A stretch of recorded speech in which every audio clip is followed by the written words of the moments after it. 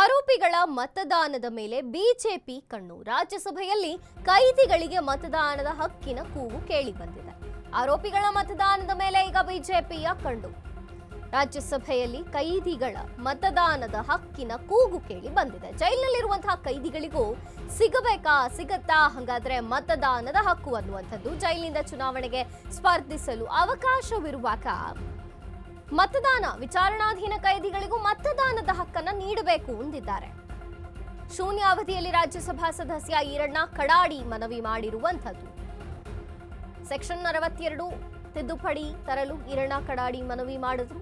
ರಾಜ್ಯಸಭೆಯ ಶೂನ್ಯಾವಧಿಯಲ್ಲಿ ವಿಷಯವನ್ನ ಪ್ರಸ್ತಾಪಿಸಿದ್ರು ಸಂಸದರು. ದೇಶದಲ್ಲಿ ಜೈಲುಗಳಿರುವಂತಹ ಸುಮಾರು 4.9 ಲಕ್ಷ ಕೈದಿಗಳಲ್ಲಿ ಸುಮಾರು 3.8 ಲಕ್ಷ ಜನರು ವಿಚಾರಣಾಧೀನ ಕೈದಿಗಳಿದ್ದಾರೆ. ಇಂಥವರಿಗೆ ಮತದಾನದ ಹಕ್ಕನ್ನ ನಿರಾಕರಿಸೋದು ಸರಿಯಲ್ಲ. ಅವರಿಗೂ ಕೂಡ ಆ ಹಕ್ಕನ್ನ ಕೊಡಿ. ಪೆರೋಲ್ ಮೇಲೆ ಹೊರಗಿದ್ದಾಗ ಮತ ಹಾಕಬಹುದು. ನಿರ್ದೋಷಿಯಾಗಿರುವ ವಿಚಾರಣಾಧೀನ ಕೈದಿಗೆ ಹಕ್ಕಿಲ್ಲ. ಈ ತಾರತಮ್ಯವನ್ನ ಹೋಗಲಾಡಿಸಬೇಕು, ಕಾಯ್ದೆಯಲ್ಲಿ ತಿದ್ದುಪಡಿ ತನ್ನಿ ಅಂತ ಹೇಳಿದ್ರು ಸಂಸದ. 7 ವರ್ಷಕ್ಕಿಂತ ಕಡಿಮೆ ಅವಧಿಯ ಶಿಕ್ಷೆಯ ಆರೋಪ ಹೊತ್ತಿರುವಂತವರಿಗೆ ವಿಚಾರಣಾಧೀನ ಕೈದಿಗಳಿಗೆ ಮತದಾನದ ಹಕ್ಕನ್ನ ನೀಡಬೇಕು ಅಂತ ಮನವಿ ಮಾಡಿದ್ರು. ರಾಜ್ಯಸಭೆಯಲ್ಲಿ ಕೇಳಿ ಬಂತು ಈ ಕೂಗು. ಕೈದಿಗಳಿಗೂ ಕೂಡ ಮತದಾನದ ಹಕ್ಕನ್ನ ಕೊಡಿ. ಜೈಲಿನಿಂದ ಚುನಾವಣೆ ಮಾಡೋಕೆ ಒಂದು ಅವಕಾಶ ಇದೆ ಅಂತ ಅನ್ನುವಂತಹ ಸಂದರ್ಭದಲ್ಲಿ ಏನೋ ವಿಚಾರಣೆಯಲ್ಲಿರುವಂತಹ ವಿಚಾರಣಾಧೀನವಾಗಿರುವಂತಹ ಕೈದಿಗಳಿಗೆ ಯಾಕೆ ಮತದಾನ ಮಾಡೋಕ್ ಹಕ್ಕಿಲ್ಲ? ಹಾಗಾಗಿ ಈ ಕಾಯ್ದೆ ತಿದ್ದುಪಡಿ ಆಗಬೇಕು. ವಿಚಾರಣಾಧೀನ ಕೈದಿಗಳಿಗೂ ಕೂಡ ಮತದಾನದ ಹಕ್ಕನ್ನ ನೀಡಬೇಕು.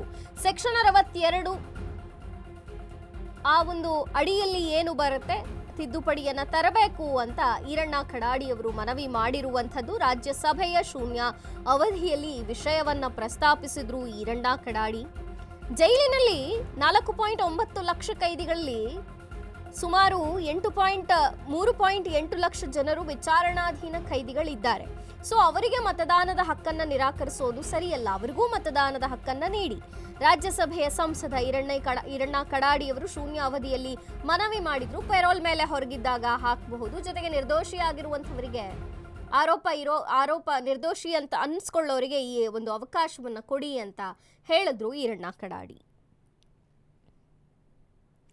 ರಾಜ್ಯಸಭೆ ಶೂನ್ಯ ಅವಧಿಯಲ್ಲಿ ವಿಷಯವನ್ನ ಪ್ರಸ್ತಾಪಿಸಿದ್ರು. ಪ್ರಧಾನಮಂತ್ರಿ ನರೇಂದ್ರ ಮೋದಿಯವರ ನೇತೃತ್ವದಲ್ಲಿ ಸಬ್ಕಾ ಸಾಥ್ ಸಬ್ಕಾ ವಿಕಾಸ್ ಅನ್ನುವಂಥ ಏನು ವಿಶ್ವಾಸದ ಮಂತ್ರ ಇದೆ ಆ ರೀತಿ ಕೆಲಸ ಆಗಬೇಕು. ಈಗ ಜೈಲಿನಲ್ಲಿರುವಂತಹ ಸುಮಾರು 4.9 ಲಕ್ಷ ಕೈದಿಗಳಲ್ಲಿ 77%ಗೂ ಹೆಚ್ಚು ಅಂದ್ರೆ ಸುಮಾರು 3,08,000 ಜನ ಏನಿದ್ದಾರೆ ಇವರೆಲ್ಲ ವಿಚಾರಣಾಧೀನ ಕೈದಿಗಳಿದ್ದಾರೆ. ಇವರಲ್ಲಿ ಬಹುತೇಕರು ಬಡವರು, ಶೋಷಿತ ವರ್ಗಕ್ಕೆ ಸೇರಿದವರಿದ್ದಾರೆ.